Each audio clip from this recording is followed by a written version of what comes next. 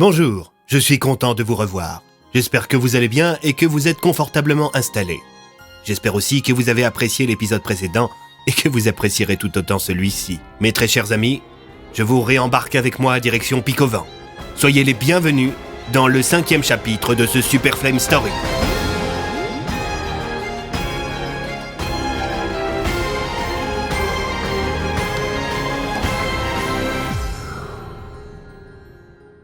« 5 décembre.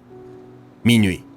Alors que le cadavre de l'officier Mendez continuait à se vider de son sang dans la neige, un peu plus loin, à côté des voitures, le sergent Hudson et l'officier Wolf commençaient à se demander pourquoi leurs collègues ne revenaient pas.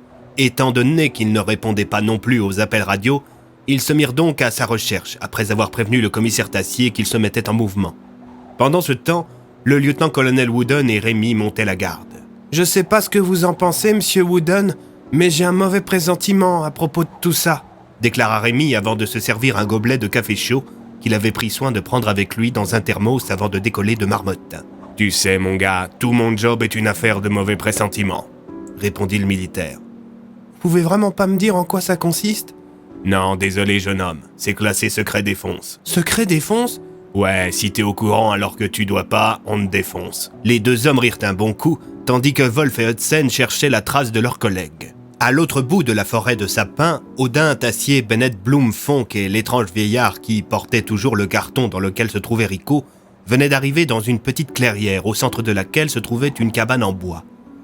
La petite habitation semblait être celle du vieil homme. Ce dernier ouvrit la porte. « Maison, maison, maison !» lança-t-il, semblant inviter dans une gestuelle imprécise les personnes qui l'accompagnaient à pénétrer les lieux. C'était une petite maison de chasseurs, tout ce qu'il y a de plus classique. Si l'on nommait que ses murs étaient bardés de bibliothèques, ce qui attira grandement l'attention d'Andrew. « Où avez-vous trouvé tous ces livres, vieil homme ?» Le curieux personnage se contenta de pointer du doigt Andrew, ce qui eut pour effet de rajouter du mystère au mystère. « Vous avez déjà vu cet homme auparavant, Andrew ?» demanda Alias. « Non, pas que je sache. » Sur ces paroles, le vieil homme se mit à fouiller dans ses bibliothèques, jetant des livres dans tous les sens, répétant inlassablement « De la magie, de la magie, de la magie !» Au bout d'un moment, il s'arrêta sur un livre à la couverture verte. Andrew, Alias et l'inspecteur Bloom le reconnurent instantanément. C'était un pharmacobook d'Esculape. Le vieil homme l'ouvrit et effectua sur Rico un rituel similaire à celui qu'avait effectué Bennett sur Bloom quelques jours plus tôt. Une lumière verte se mit à émaner du corps de l'oiseau. Le corbeau se mit à convulser, tandis que sa plaie se refermait lentement. Tout à coup, il ouvrit les yeux. « Vite, ouvrez la porte, ouvrez la porte !» cria Rico. Le commissaire Tassier ouvrit, Rico fonça à l'extérieur pour se vider. Il était pris d'une violente diarrhée. Lorsqu'il fut soulagé, l'animal retourna dans la petite maisonnette et, contre toute attente, reconnut l'homme qui l'avait sauvé. « Ça, par exemple, Oswald, t'es pas mort, toi ?» lança Rico. « Rien ni personne ne doit quitter Pic-au-Vent. »« Qu'est-ce que tu baragouines ?»« Rien ni personne ne doit quitter Pic-au-Vent. »« Rico, reprit Andrew, tu connais cet homme ?»« Pour sûr que je le connais !» répondit Rico avec une lueur maligne dans le regard. « Ouais, bah couche, bon sang, on va pas y passer la nuit !» s'exclama Tassier tandis que l'inspectrice Odin sortait à l'extérieur de la maison afin de prendre l'air. La jeune femme était en effet très perturbée par ces histoires de livres magiques, chose toute nouvelle pour elle et difficile à intégrer pour son esprit rationnel. Le corbeau reprit. « Disons que ce cher Oswald a beaucoup en commun avec toi, Andrew !» déclara-t-il tandis que le vieil homme souriait en pointant du doigt Andrew. « C'est son frère ?» demanda le lieutenant Fonck, peu convaincu par sa propre théorie. « Non, mais ils ont une amie en commun. »« Une amie ?» demanda l'inspecteur Bloom. « Et puis-je savoir comment s'appelle cette personne ?» demanda Bennett en regardant le vieil homme. « Rien ni personne ne doit quitter Pic-au-Vent. »« Cette amie, son joli petit nom, c'est La Porte. »« La Porte ?» s'exclama Andrew, surpris. « Ouais, La Porte. Oswald est un de ses anciens propriétaires. Je crois qu'il était juste là avant Cromwell, si je me souviens bien. »« De la magie, de la magie, de la magie !» s'exclama le vieil homme en rigolant. « Donc, si j'ai bien compris, poursuivit l'inspecteur Bloom, Oswald avait le même job que Bennett par le passé. »« Exactement !» répliqua Rico. « Ce qui explique la bibliothèque et les livres magiques, mais pas pourquoi il en aurait gardé, ce qui est contraire à la mission du propriétaire de la porte. » Sur ces mots, Andrew commença à réciter le texte qu'il rabâchait sans cesse pour expliquer aux gens sa mission. « Il existe, en notre monde, des livres qui ne doivent pas être lus. Des ouvrages renfermant de puissants savoir et pouvoir et qui ici, ils tombent entre de mauvaises mains, peuvent anéantir de nombreuses vies, voire la vie elle-même. La mission du propriétaire de la porte est de mettre hors d'atteinte un maximum de ces ouvrages. À l'aide de son étrange porte, il sillonne le monde, à la recherche de ces livres maudits. En entendant ces mots, Oswald se mit à applaudir. Aïe, aïe, aïe, aïe, oh, la magie! Eh ben, on dirait que ça lui fait de l'effet. S'exclama Tassier. Peut-être, reprit Bennett sur un ton sérieux. Mais pourquoi diable cet homme possède-t-il des livres magiques si son contrat avec la porte n'est plus? Et surtout, pourquoi n'est-il pas mort? S'il était là avant Rupert Cromwell, il doit avoir plus de 150 ans. De la magie! Déclara Oswald. Deux possibilités. Soit Oswald s'est plus ou moins démerdé pour faire trempette dans la fontaine de jouvence, soit il a utilisé un sortilège quelconque d'un énième bouquin magique. Attendez, la fontaine de jouvence existe? Demanda le lieutenant Fonck. Évidemment, répondit Bennett. Mais un propriétaire de porte n'est pas censé... Rico coupa Andrew. Tu sais, Andrew, si ça tombe, Oswald fait toutes ces petites cachotteries depuis qu'il n'est plus propriétaire de la porte. Et l'ayant plutôt bien connu, s'il a fait ça, il devait avoir une raison. C'était un gros malin. Et il était déjà cinglé quand tu l'as connu? Demanda Alias à Rico. Non, c'est nouveau ça. Le corbeau sautilla dans la direction du vieil homme. Qu'est-ce qui t'est arrivé, mon vieux? Il est peut-être juste devenu sénile. S'il a plus de 150 piges, il y a un moment où ça tourne plus rond, hein, suggéra l'inspecteur Bloom. De la magie! De la magie! De la magie! Répondit Oswald en fixant Rico dans les yeux. L'air de dire que même s'il était en boucle, ces mots avaient encore du sens. Je pense qu'il est devenu zinzin à cause d'un sort. Reste à savoir lequel. Expliqua Rico. Rien ni personne ne doit quitter Pic-au-Vent. Lança une énième fois le vieillard, toujours en fixant Rico. Soudain, Andrew eut une sorte d'illumination. Je crois que je sais. Oswald, vous avez utilisé un sort pour verrouiller Pic-au-Vent, mais ce sort vous a fait perdre la raison, c'est cela? Le vieillard se mit à applaudir. De la magie! De la magie! Rien ni personne ne doit quitter Pic-au-Vent. Non, non, non. Reste à savoir pourquoi il a lancé ce sort, déclara le commissaire Tassier. Le lieutenant Fonck interrompit la discussion. Dites, ça commence pas à faire un moment que l'inspectrice Audin est sortie? Elle avait l'air choquée par le sortilège lancé par Oswald. Elle prend simplement l'air, suggéra Alias. Le lieutenant Fonck sortit de la petite maison d'Oswald. Il alluma sa lampe torche et remarqua des traces de pas qui s'éloignaient de la maison. Il les suivit. Au bout d'1 ou 2 minutes, il vit du sang. Beaucoup de sang. Des traînées même. Paniqué, il prévint ses collègues par radio. Ici le lieutenant Fonck, je suis sur la trace de l'inspectrice Audin et je suis tombé sur du sang en très grande quantité. Oh mon Dieu! Le lieutenant tomba nez à nez avec le cadavre de l'inspectrice. La discussion fut interrompue par un appel radio du sergent Hudson. Sergent Hudson pour le commissaire Tassier. Oui, Hudson. Je sais pas trop comment vous dire ça, mais Mendes est... Mendes c'est quoi? Il est mort. L'équipe venait de perdre 2 de ses éléments, tous 2 victimes d'une agression bestiale au beau milieu de la forêt de Pic-au-Vent.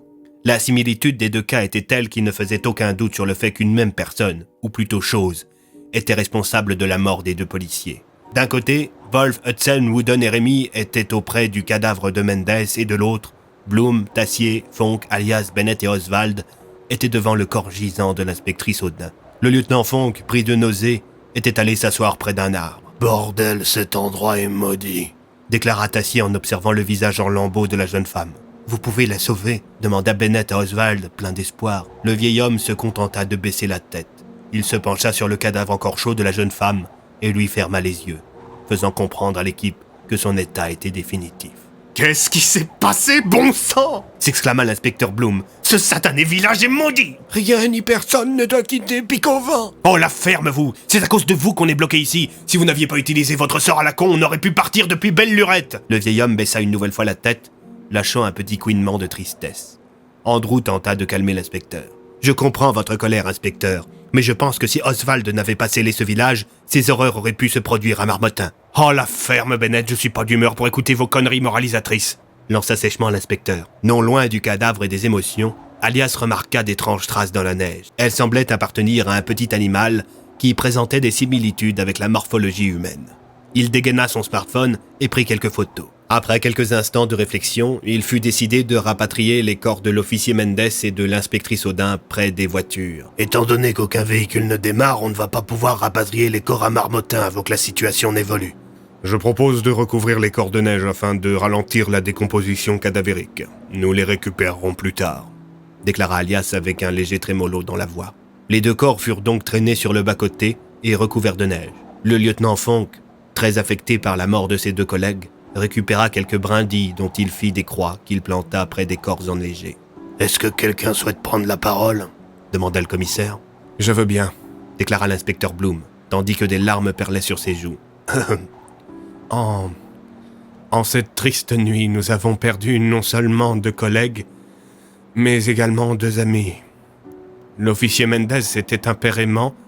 Il laisse derrière lui sa femme Maria, infirmière, et ses 2 filles jumelles, Émilie et Sophia, âgées de 15 ans.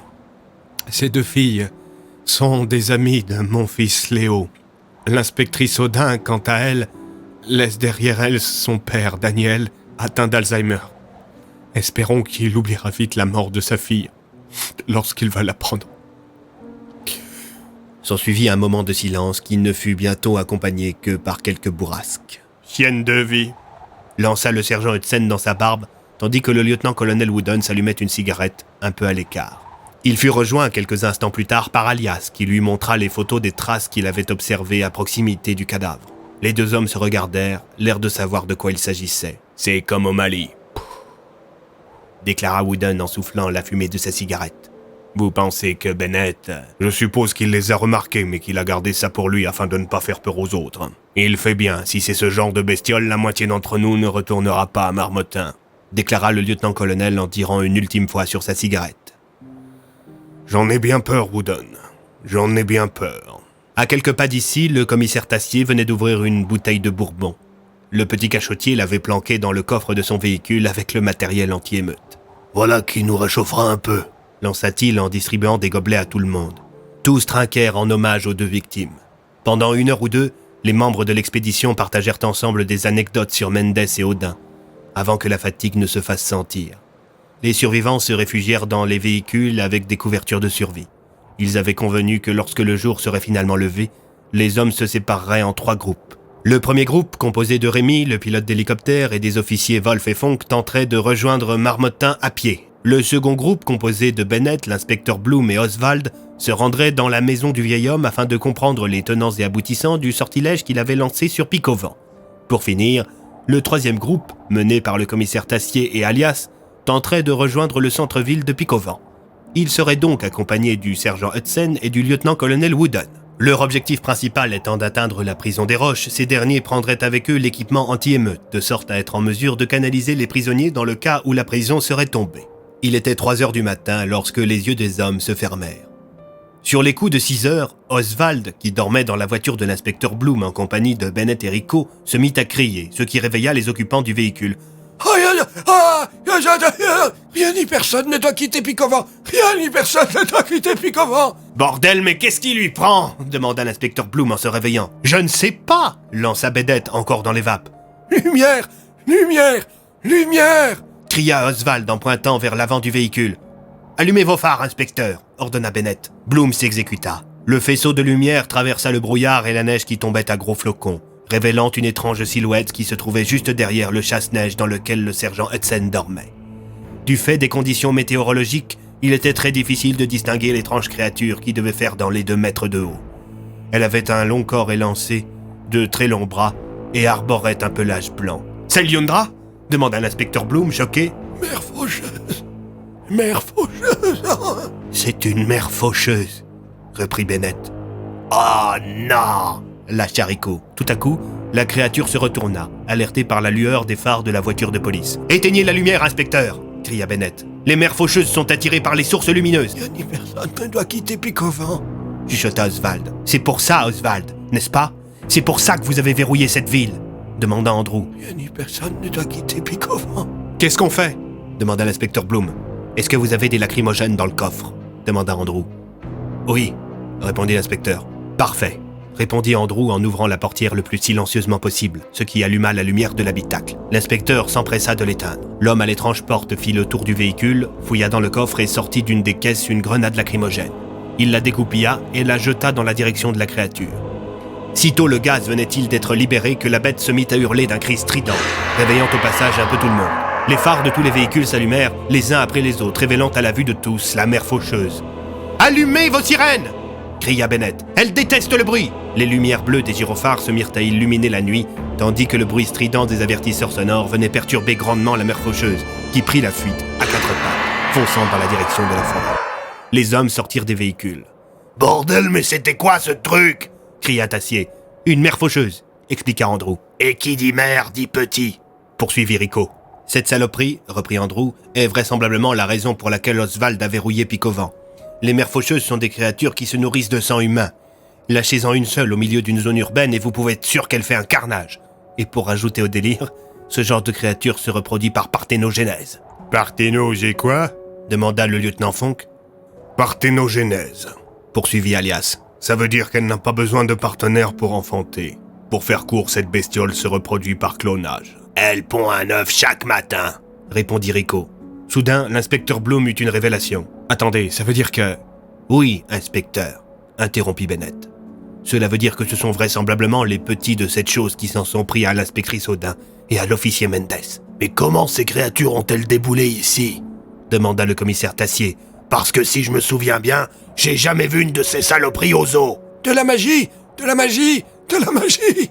s'écria Oswald. « Quand une pareille saloperie traîne dans notre monde, vous pouvez être sûr qu'elle a été invoquée à l'aide d'un livre, soit par un idiot, soit par un génocidaire. » D'un coup, les regards se tournèrent vers Oswald. « Et la seule personne qui est susceptible d'avoir en sa possession de quoi invoquer cette merde, c'est Oswald, » déclara le lieutenant-colonel Wooden en dégainant son arme avant de la pointer dans la direction de la tempe du vieillard. « Je doute que ce soit lui le responsable, » déclara l'inspecteur Bloom. « Sinon, pourquoi se serait-il embêté à verrouiller Picovan ? Il aurait pu faire un carnage à Marmottin. »« On peut pas savoir, » reprit Wooden. « Je vous rappelle qu'il est timbré, le vieux. »« Je préfère ne prendre aucun risque, » poursuivit le commissaire Tassier. « Qu'on lui passe les menottes. Et vous, Wooden, baissez votre arme. » Wooden regarda dans la direction d'Alias, cherchant du regard une approbation du chef de la division Plume d'Argent, qui se contenta de hocher la tête. Le lieutenant-colonel remit son pistolet dans son étui et on plaça Oswald à l'arrière d'un véhicule, menotte au poing. « Bon, que faisons-nous » demanda Alias. « Bon, ça suffit, moi j'en ai marre, je me casse !»